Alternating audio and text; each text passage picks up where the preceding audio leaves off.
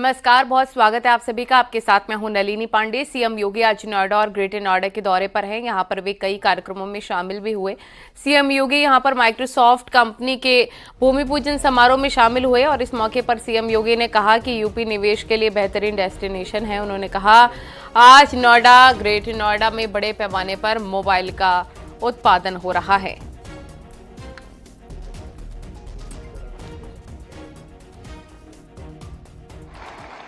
उत्तर प्रदेश का नोएडा और ग्रेटर नोएडा तेजी के साथ इलेक्ट्रॉनिक मैन्युफैक्चरिंग के एक हब के रूप में उभरा है और इस दिशा में हम लोगों ने तेजी के साथ कार्यक्रम को आगे बढ़ाया है। उत्तर प्रदेश में हम लोगों ने जो भी कदम बढ़ाए हैं, आज उसके बहुत सारे परिणाम आए हैं और मैं खास तौर पर आपको इस बारे में बताना चाहूंगा कि अभी हाल ही में दुनिया की जो सबसे बड़ी गैदरिंग थी, महाकुंभ प्रयागराज, यह एआई आर्टिफिशियल का सबसे बड़ा केंद्र बनकर के उभरा है। आपने देखा होगा कि कैसे हम लोगों ने इस पूरे क्षेत्र को, महाकुंभ को एआई की नवीन तकनीक के साथ हमने इसका भरपूर उपयोग महाकुंभ के दौरान किया था। और इससे पहले सीएम योगी ने सीफी डेटा सेंटर का उद्घाटन किया है। इस मौके पर सीएम योगी ने मौजूदा समय में टेक्नोलॉजी के महत्व के बारे में लोगों को बताया भी है। तो इससे पहले सीएम योगी ने सीफी डाटा सेंटर का उद्घाटन किया है और सीएम योगी ने मौजूदा वक्त में टेक्नोलॉजी के महत्व के बारे में लोगों को बताया भी।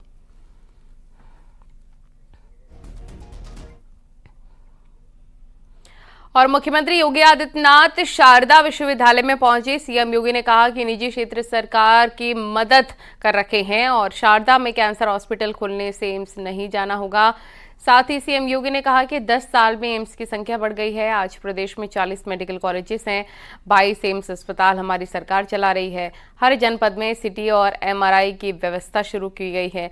सीएम योगी ने कहा ग्रामीण क्षेत्र में भी सुविधाएं बढ़ाई जा रही हैं। प्रदेश में सभी आशा वर्कर, आंगनवाड़ी, गांव के चौकीदार का 5 लाख का बीमा किया जा रहा है।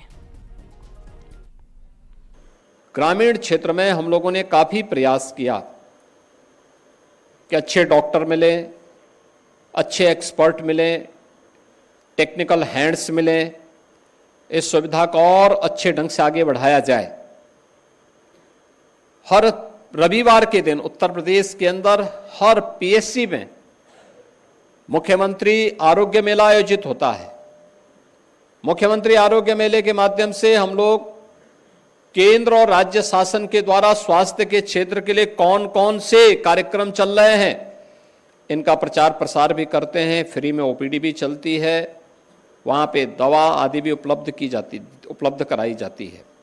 मेरा मानना है कि आज प्रधानमंत्री आयुष्मान भारत की स्कीम, मुख्यमंत्री जन आरोग्य योजना की स्कीम, ये देश के अंदर सर्वाधिक उत्तर प्रदेश के अंदर हम लोग उपलब्ध करा रहे हैं। अब तक हम लोग लगभग 10 करोड़ लोगों को इसके गोल्डन कार्ड भी उपलब्ध करवा चुके हैं।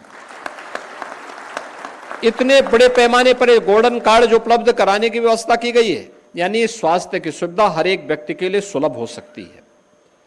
और इस बार के बजट में हम लोगों ने एक व्यवस्था की है, प्रदेश भर की जितनी आशा वर्कर होंगे, जितने भी आंगनवाड़ी हैं, एएनएम हैं, होमगार्ड हैं, पीआईडी के जवान हैं, जितने भी गांव के चौकीदार हैं, जितने भी संविदा के कर्मी होंगे, इन सब को भी हम 5 लाख रुपए की आयुष्मान भारत की स्कीम के साथ जोड़ने का काम कर रहे हैं, जिससे वे किसी भी पैनल्ड हॉस्पिटल में जाकर के अपना स्वास्थ्य का उपचार करा सकते हैं। और डिप्टी सीएम केशव प्रसाद मौर्य ने विपक्ष पर तीखा हमला बोला। कर्नाटक के बजट को लेकर केशव प्रसाद मौर्य ने कहा कि कांग्रेस पार्टी को अपना नाम बदलकर मुस्लिम लीग रख लेना चाहिए। साथ ही उन्होंने कहा कि एसपी और कांग्रेस एक ही थाली के चट्टे बट्टे हैं, जनता इन्हें समझ चुकी है, इसलिए सत्ता से बाहर हैं।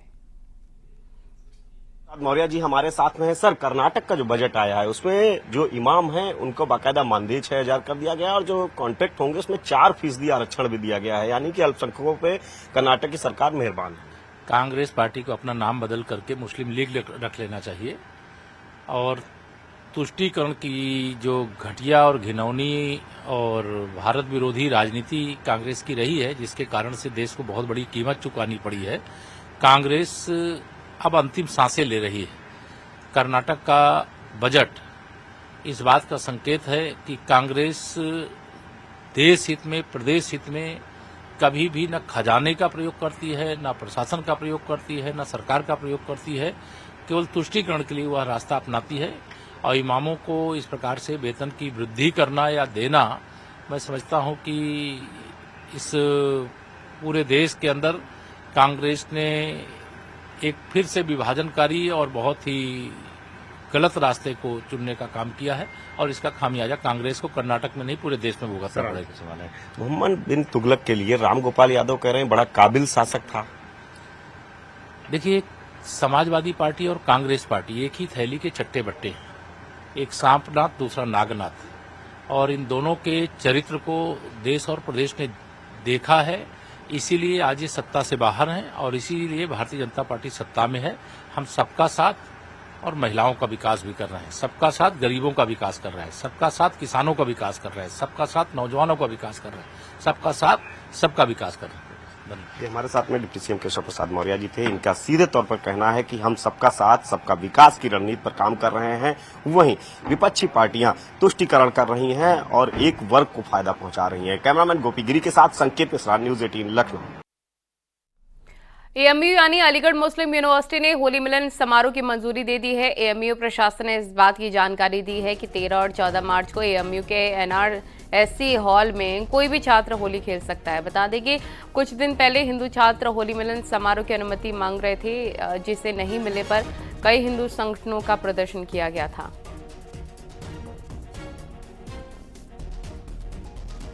प्रशासन ने फैसला लिया है कि एनआरएससी परिसर में कोई भी एएमयू का छात्र आकर 13-14 को स्वच्छंद रूप से होली खेल सकता है। स्वागत है उसका, खूब रंग गुलाल उड़ाए, उसका स्वागत है।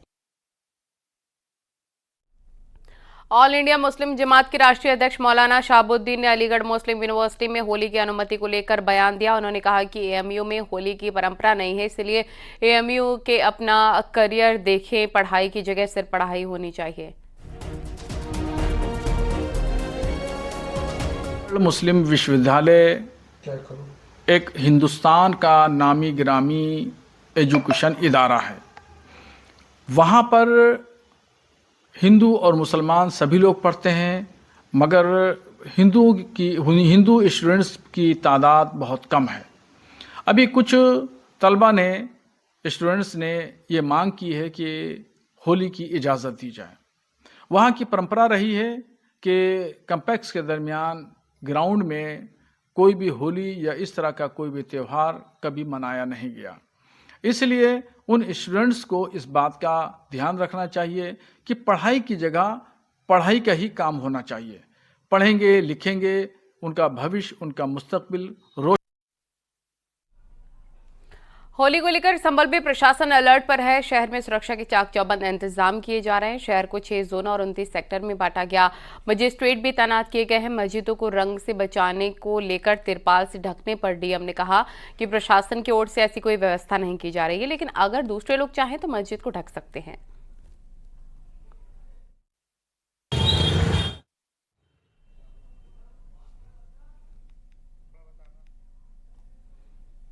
होली को लेकर प्रशासन पूरी तरीके से मुस्तैद है। शहर में सुरक्षा के चाक चौबंद इंतजाम किए जा रहे हैं। 6 जोन और 29 सेक्टर में बांटा गया है। मजिस्ट्रेट भी तैनात किए गए हैं। मस्जिदों को रंग से बचाने के लिए तिरपाल से ढकने को डीएम ने कहा।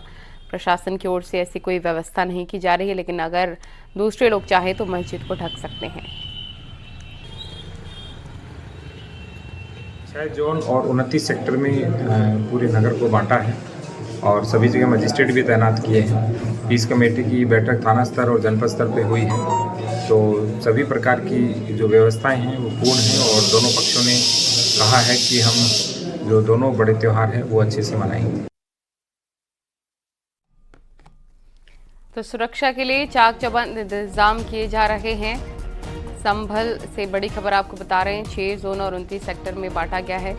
मजिस्ट्रेट भी तैनात किए गए।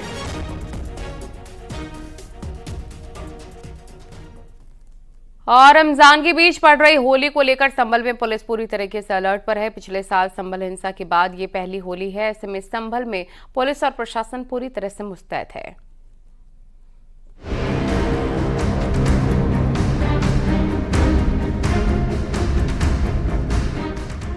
संभल में बीते साल हुई हिंसा के बाद इस साल पहली होली मनाई जाएगी।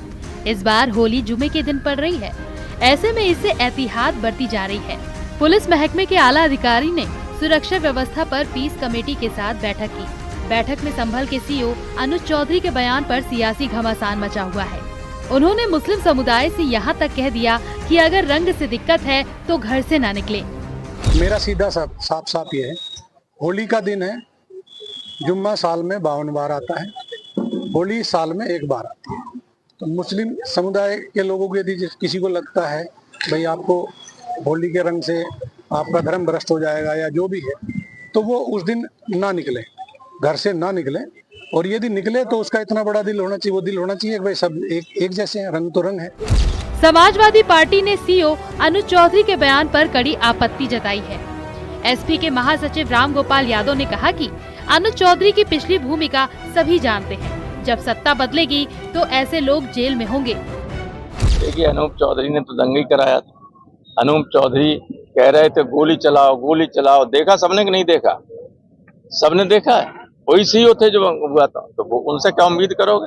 कोई ठीक बात करेंगे? जब कभी व्यवस्था बदलेगी तो ऐसे लोग तो जेलों में रहेंगे। पूर्व बीजेपी सांसद सुब्रत पाठक ने संभल सीओ अनुज चौधरी के बयान का समर्थन किया है। उन्होंने राम गोपाल यादव के बयान पर पलटवार भी किया। जुम्मा साल में 52 बार और होली केवल एक बार आती है। जिन्हें भी होली खेलने से परहेज हो वो घर से ना निकलें। संभल सीओ अनुज चौधरी के इस बयान में आखिर गलत क्या है? लेकिन फिर भी समाजवादी पार्टी के महासचिव और अखिलेश यादव जी के चाचा राम गोपाल यादव ने सरकार आने पर उन्हें जेल भेजने की धमकी दी है। पहले तो मैं अनुज चौधरी के इस बयान का समर्थन करता हूं, और दूसरा यह कि अनुज चौधरी की जाति जाट है और वो पिछड़े वर्ग से आते हैं। तो क्या अखिलेश जी और उनके चाचा राम गोपाल जी ने अपने तथाकथित पीडीए से इन्हें और इनकी जाति को बाहर कर दिया है? वहीं एसपी सांसद का कहना है कि सीओ इस माहौल को खराब कर रहे हैं। हम सीएम योगी से मांग करते हैं कि अनुज चौधरी को होली से पहले संभल से हटाया जाए। उन्होंने डिफिनेशन दी इसलिए है कि उनके ऊपर सवालिया निशान पिछले जो कांड हुआ है, 5-6 लोगों की जानें गई थी, उनके ऊपर थी। अब फिर उन्होंने इसी तरह की हरकत की कोशिश की है। अब मुख्यमंत्री जी से ये अपील करती है आपके चैनल के, इनको तुरंत वहां से हटाया जाए। प्रशासन की तरफ से लोगों से अपील की गई है कि वो बेवजह किसी को रंग न लगाए, कोई तनाव पैदा न हो। इसके लिए नमाज का वक्त 2:30 बजे रखा गया है। इस कमेटी की बैठक आने वाले त्योहारों के दृष्टिगत की गई है और ये सभी को बताया गया। इसमें दोनों समुदाय थे, हिंदू मुस्लिम समुदाय दोनों थे। दोनों लोगों से बात की गई है कि दोनों लोगों के सहयोग से इस त्योहार को सौहार्दपूर्ण ढंग से मनाना है। और होली और उसी दिन चूंकि जुमे की नमाज है, तो दोनों में सामंजस्य बिठाते हुए और धुलंडी के बाद ही नमाज का समय तय किया गया सबकी सहमति से। इसी के संबंध में बात। दरअसल बीते साल 24 नवंबर को संभल जामा मस्जिद सर्वे के दौरान हिंसा हुई थी, जिसमें 4 लोगों की मौत हुई थी और 29 पुलिस वाले घायल हुए थे। आगजनी और पथराव में संपत्ति को भी नुकसान हुआ था। ऐसे में इस घटना के बाद अब पहली होली पड़ रही है, जिसे लेकर संभल पुलिस अलर्ट मोड पर है। वहीं संभल प्रशासन ने होली के त्योहार को मिलजुल कर मनाने की अपील की। Bureau report, news 18। और वाराणसी में यूपी सरकार के मंत्री रविंद्र जायसवाल ने होली को लेकर बड़ा बयान दिया। संभल के सीओ अनुज चौधरी के बयान का समर्थन करते हुए उन्होंने कहा कि रंग से जिन्हें परहेज है वो अपने घर से ना निकले। होली हमारा त्योहार है, रंग तो खेला जाएगा।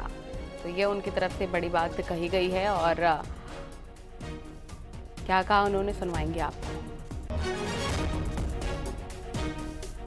साथ उत्तर प्रदेश सरकार के मंत्री रविंद्र जायसवाल जी हैं। सर, संभल के सीओ के बयान के बाद विपक्ष साफ तौर पर कह रहा है, खुद रामगोपाल यादव जी ने समाजवादी पार्टी से कहा है कि बयान गलत है। वो उनके लिए है जो ये कहते कि नहीं हमारा रोजा अवतार चलेगा, तब होली नहीं, यह किसी कीमत पर नहीं होगा। होली भी होगा, जुमा भी करो आप, लेकिन अगर रंग पड़ जाए तो बवाल नहीं करेंगे आप। उन्होंने साफ तौर पर कहा है कि अगर आप रंग झेल सकते हैं तो बाहर निकलिए, वरना घर से नमाज पढ़िए। यह हिंदुस्तान का सबसे बड़ा पर्व है। मजहब के हिसाब से डेट बच चुका है और हिंदुस्तान के हिसाब से जो हिंदुस्तान की परंपरा है। और विमेंस डे के मौके पर न्यूज 18 ने प्रदेश के अलग अलग शहरों की महिलाओं से बातचीत की और जाना कि आखिर प्रदेश का माहौल कितना सुरक्षित है। सूबे की योगी सरकार ने महिलाओं की सुरक्षा के लिए जहां कई कदम उठाए हैं, वहीं महिलाओं के लिए कई योजनाएं भी चलाई हैं। बीते 8 सालों में महिलाएं यूपी में कितना सुरक्षित महसूस कर रही हैं, किस तरह का माहौल बदला है, तमाम महिलाओं से बात करेंगे। हमारे साथ प्रयागराज की अलग अलग वर्गों की महिलाएं हैं, कुछ शिक्षिकाएं हैं, कुछ अधिवक्ता हैं, कुछ समाज सेवी हैं। उनसे बातचीत करेंगे और जानने की कोशिश करेंगे कि आखिर किस तरह का बदलाव इन 8 सालों में महसूस कर रही है। मैम, सबसे पहले आपसे जानना चाहेंगे क्या नाम आपका है, क्या करती हैं और किस तरह का बदलाव देखती है इन 8 सालों में योगी सरकार में? मेरा नाम डॉक्टर अंशु पांडे है। मैं पेशे से वास्तु सलाहकार हूँ और एक समाज सेवी हूँ। बदलाव तो यही है कि मैं यहाँ आज खड़ी हूँ और आप हम लोग से सवाल कर रहे हैं। हमारी भी अहमियत ये है कि हम क्या सोचते हैं ये लोग सोचने लगे। पहले ये नहीं होता। किसकी वजह से संभव हुआ ये सरकार, हमारी सरकार की वजह से हुआ, जो उत्तर प्रदेश के मोदी जी, योगी जी हमारे बाबा जी की वजह से हुआ। जो अभी कहे ना, भय बिनु होई न प्रीत, बिना भय के कोई काम नहीं होता। घर में भी अगर भय है तो इज्जत होती है। ये शुरू से आप लोग मतलब महिलाएं डरा के रखती हैं लोगों को? डरा के नहीं रखती हैं। वो अपना अधिकार अपना समझने लगी कि मेरा अधिकार है क्या, मैं क्या हूँ, मुझे क्या, मतलब हनुमान जी जैसा मुझे बता दिया मतलब योगी सरकार ने बता दिया हाँ कि मेरे अंदर क्या है, मैं क्या कर सकती हूँ। मैम, आपसे जानना चाहेंगे क्या नाम है आपका, किस तरह का बदलाव देखती हैं इन 8 सालों में, कितना बदलाव आया है? मॉमी डे मेरा नाम है और 8 सालों में बहुत ज़मीन आसमान का बदलाव आया है। क्योंकि शुरू से जब प्रयागराज में ही रहना, जन्म से प्रयागराज को देख रही हूँ, तो कि कितना ज़्यादा हम लोग भयभीत होकर घर से निकलते थे कि सुरक्षित घर पहुँच जाएंगे कि नहीं, ये एक मन में हमेशा डर लगा रहता था। लेकिन अब देखते हैं कि रात को 12 बजे, चाहे 1:30 बजे हमारी ट्रेन है, 2 बजे, 2:30 बजे अगर कहीं से भी आना हो स्टेशन से, तो निडर हम लोग घर निकल आते हैं। अब ये बदलाव आया है, कितना आत्मविश्वास बढ़ा है इससे? बहुत ज़्यादा। और जब आत्मविश्वास इन सब से बढ़ता है ना, तो आप हर चीज में आपका आत्मविश्वास बढ़ता है। किसकी वजह से हुआ है संभव? ये निश्चित रूप से हमारी सरकार, हमारी योगी जी, मोदी जी के सहयोग, इतना बड़ा मतलब देश, और इतना हमारा हम लोग सौभाग्यशाली हैं कि हम उस राज्य में रहते हैं जहाँ की योगी जी यहाँ के मुख्यमंत्री हैं। मैम, आपसे जानना चाहेंगे क्या नाम है आपका और क्या महसूस करती हैं सुरक्षा के मामले में, महिलाओं की सुरक्षा में किस तरह का परिवर्तन आया है? घर में बेटियां होंगी, पहले उनको किस तरह से आप जाने की इजाजत देती थी और आज किस तरह का बदलाव आया है? देखिए, बदलाव तो हम सभी लोग देख रहे हैं। बेटियां बहनें आजकल पायलट से ले करके मेट्रो तक चला रही हैं। और सबसे बड़ी खुशी हमें यहाँ ये होती है, यहाँ इलाहाबाद जैसे शहर में अब हमने देखा है कई लेडीज़ जो है वो चलाती ई रिक्शा, और बड़े गर्व से, कोई उनको शर्म नहीं है। और ये बड़े अच्छा लगता है कि वो हम लोगों की मदद करती हैं। और यहाँ पर भी अब जैसे बाहरों में पहले वो चलता था आपका रैपिडो, यहाँ पे भी चालू हो गया है और लेडीज चलाती हैं। महिलाएं हर क्षेत्र में आगे बढ़ रही हैं। जी, हर क्षेत्र में आगे बढ़ रही हैं और बड़ा अच्छा लगता है सबको देख करके कि उनका घर वाले भी उनका सहयोग कर रहे हैं। अब बच्चों से पूछा जाता है कि आपको किस में इंटरेस्ट है, आप वही सब्जेक्ट लीजिए। जी, अब थोपा नहीं जाता है कि आप डॉक्टर बनिए या इंजीनियर बनिए या आप होम साइंस लीजिए। मतलब सुरक्षा के साथ साथ परिवार में भी महिलाओं का सम्मान बढ़ा, ये कहना है। मैम, क्या नाम है आपका और क्या लगता है कि क्या बदलाव आया है महिलाओं की सुरक्षा को लेकर इस सरकार में? मेरा नाम रंजना सिंह है। सबसे पहला प्राथमिक बदलाव चुनाव वोट देने में हमारा आया है। पहले होता क्या था, जैसे कोई प्रचार करने आए तो हमारे घर के मुखिया तय कर देते थे कि इनको वोट देना है, और महिलाएं बिना सोचे पीछे पीछे जाती थी और जहां बोले हैं वहीं देना है। आज अपनी मर्जी से महिलाएं वोट कर रही हैं। आज के जमाने में हमसे कहा जाता है तुम्हारी जहां मर्जी वहां करो, कोई नहीं होगा। सुरक्षा के मामले में क्या कहेंगे? सुरक्षा के मामले में निश्चिंत, हमारी बेटी लखनऊ पढ़ती है, अकेले सफ़र करती है, और इतनी भीड़, इतना बड़ा यहाँ कार्यक्रम हुआ, इतनी भीड़ के दिन 1:30 बजे रात को अकेले वो सफ़र करने गई। शुरू में तो घर से डर लग रहा था, लेकिन बाद में जाके वहाँ की स्थितियाँ देख के मैं सामान्य। किसकी वजह से ये माहौल बदला है? निश्चित रूप से हमारे योगी जी हैं। इसके पूरा क्रेडिट उन्हीं को जाता है, जो हम लोग इतने स्वतंत्र रूप से बात करते हैं और मुखर होके किसी भी विषय को उठा सकते हैं। मैम, आपको क्या लगता है कि किस तरह का बदलाव आया है महिलाओं की सुरक्षा में, और क्या नाम है आपका और क्या महसूस करती हैं कि 8 सालों में कितना बदला है और महिलाएं कितना खुद को सुरक्षित महसूस कर रही हैं? मेरा नाम अनुरागनी सिंह है। और बदलाव की बात करें तो अगर घर में पहले बेटियां यहाँ होती थी तो एक डॉल ला करके दे देते थे या किचन सेट खेल के खिलौने के रूप में देते थे, परंतु अब ऐसा नहीं होता। बेटियों को भी बेटे के समान समझा जा रहा है, क्योंकि उनके प्रति जो योगी सरकार जी का जो